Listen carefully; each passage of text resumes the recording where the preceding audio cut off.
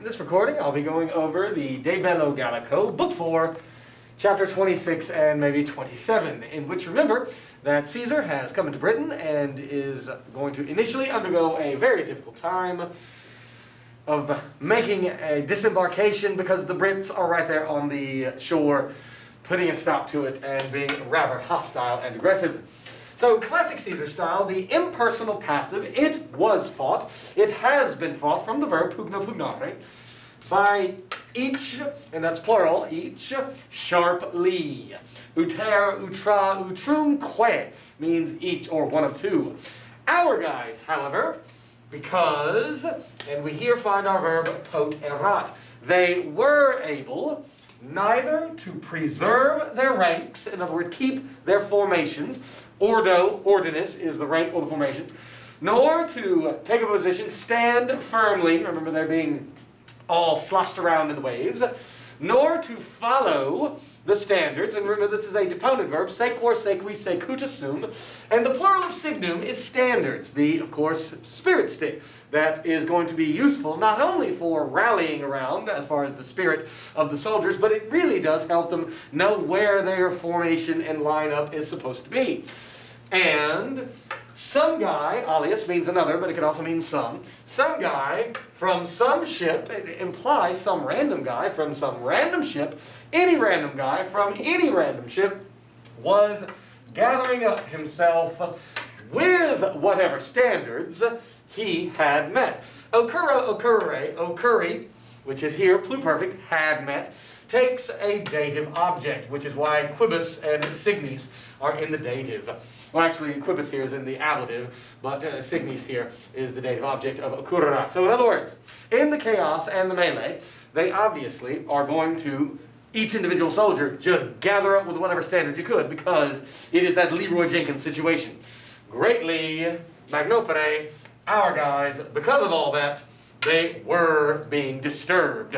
Again, just replace the prefix with a new prefix, and you get an English word that makes more sense to us. And so we have the our guys, the good guys, the Roman soldiers, contrasted with the enemies.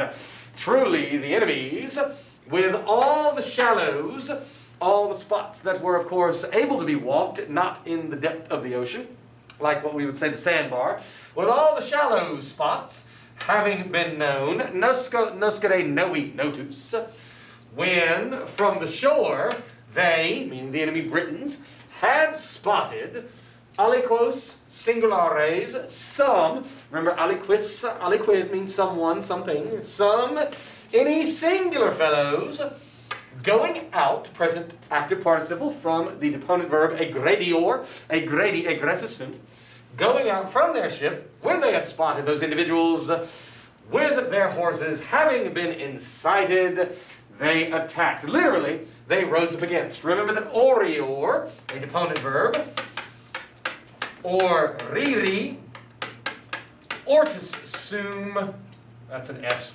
sum. When you put an odd on the front, it's going to be to rise up against or attack.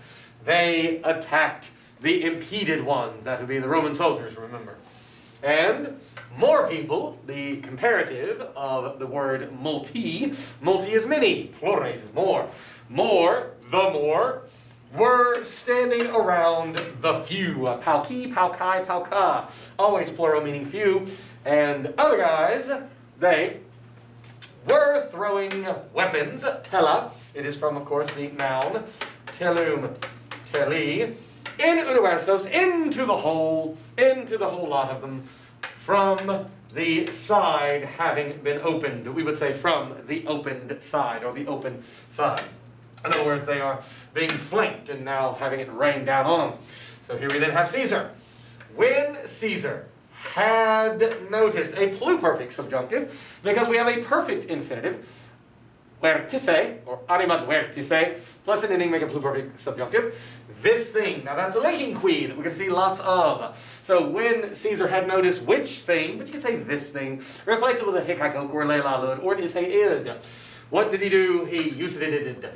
He ordered the little boats of the warships. These are kind of like the little dinghies or the lifeboats, if you would like. And likewise, eat him. That means likewise. Please remember that word. He ordered the Speculatoria Navigia, the scouting boats, going to be small, going to be fast, to be passively filled with soldiers. And those whom he had spotted laboring, having a rough time, he was sending helps, aids, subsidium is the singular, subsidia is the plural, to these guys. So he makes a quick assessment and says, over there, help to those guys. Over there, help to those guys. Those guys seem to be doing all right. And so he then allocates the resources in an appropriate manner.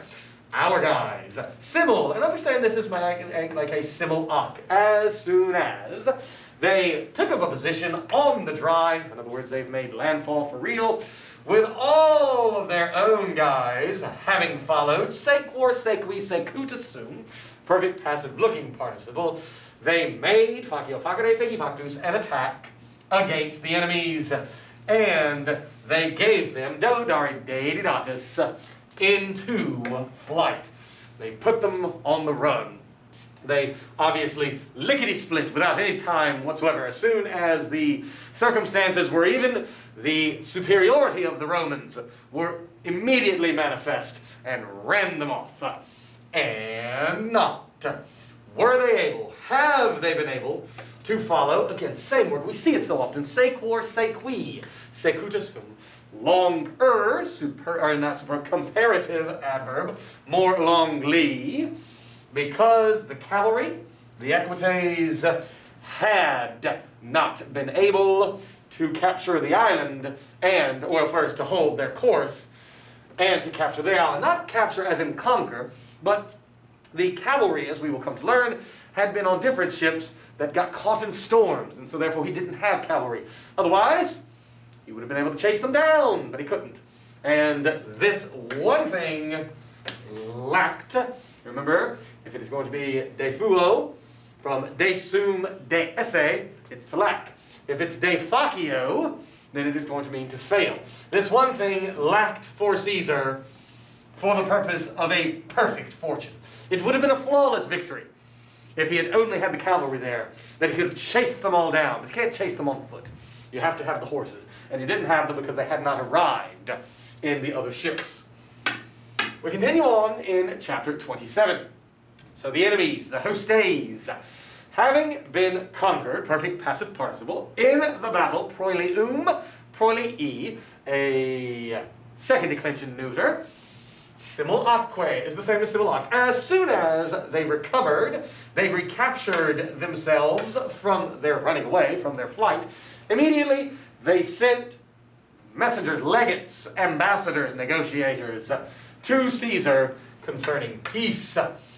They promised, polikeor, polikeri, poliketus sum. Looks passive, translates actively.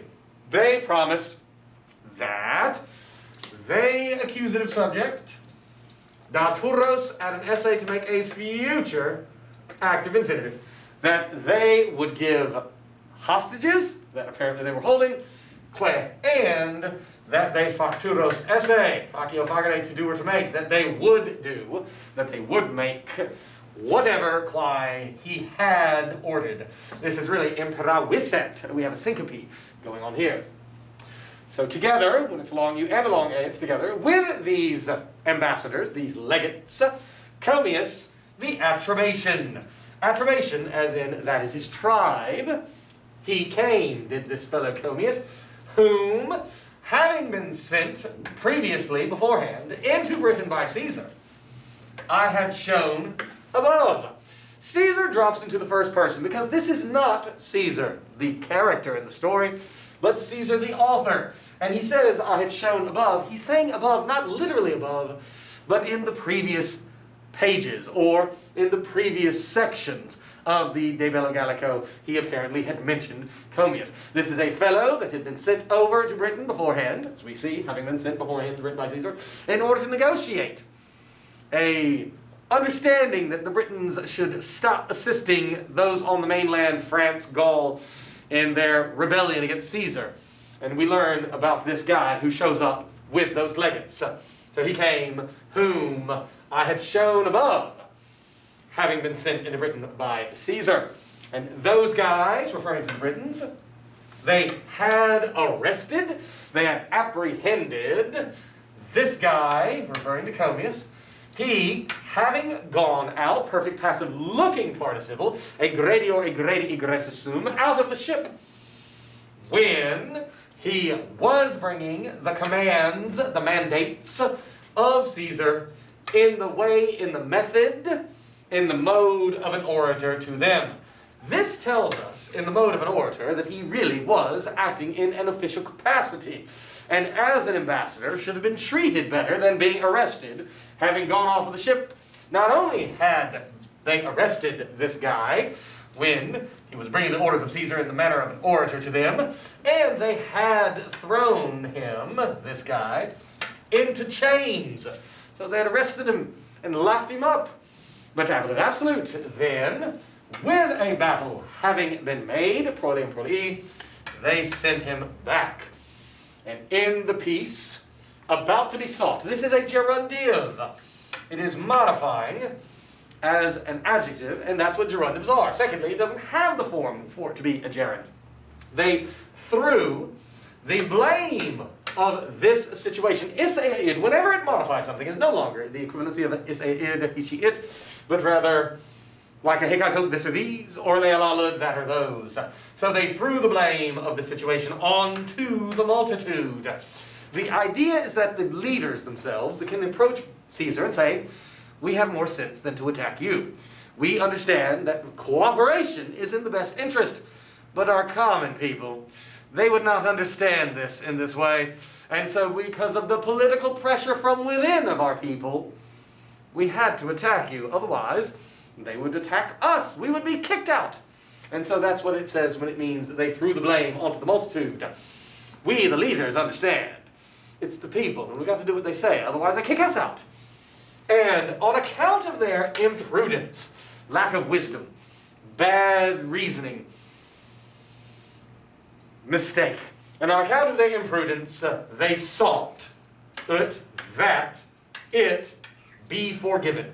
Ignoscere means to forgive, and it takes a dative object. And so they say, I understand that it was a bad decision, it was a mistake, please forgive us. Caesar, having complained, this verb questus comes from the deponent verb queror, query, questus sum, meaning to complain. And it is not to be confused with quaero. That would be Q-U-A-E. So, to complain, that's where we get the word querulous. Caesar, having complained because when, on their own volition, on their own turn, in other words, unprompted, on their own part, like ball in their court. So, having complained because, when on their own, with legates, having been sent onto the continent, into Gaul, where Caesar was, they, meaning the Brits, had sought, had looked for peace from him, meaning Caesar.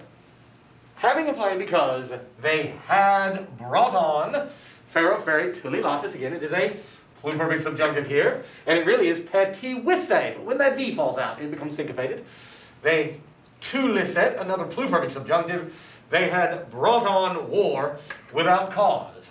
So the point is that Caesar is making is that obviously they have already approached him earlier, having been sent legates, ambassadors, trying to get a peace agreement with Caesar.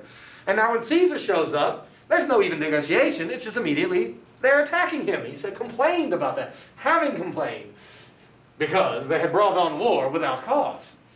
He did say that, you apply a say in the accusative, that he forgave, present infinitive, same time as said, dico dicere dixi dictus.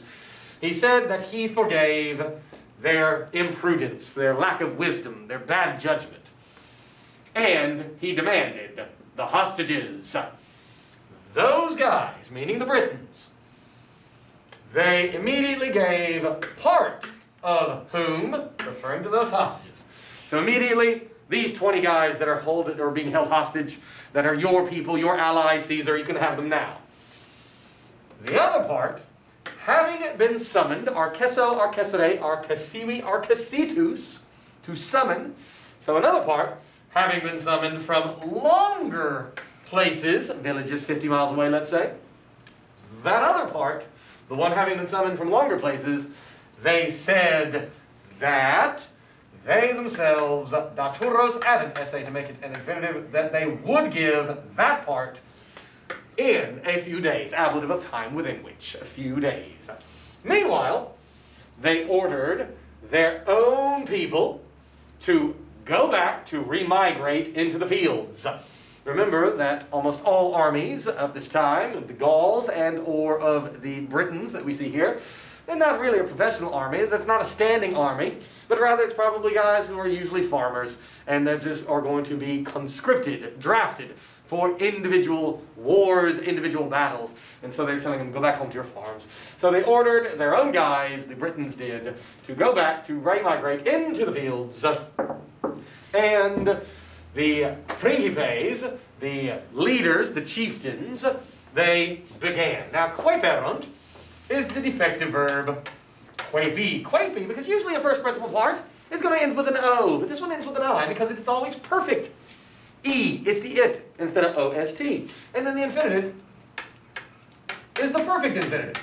Koipisse. So second principle part is usually the present active infinitive. For koipi, it's koipisse. For odi, to hate, it's odisse.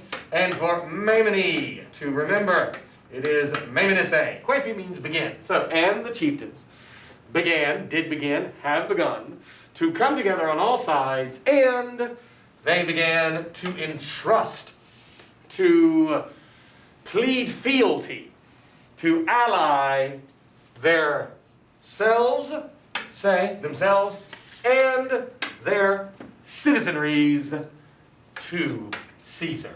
And so in this way, obviously, they are allying themselves in a subordinate manner with Caesar. And so in the next chapter, we will obviously see what goes on in this agreement that they come to.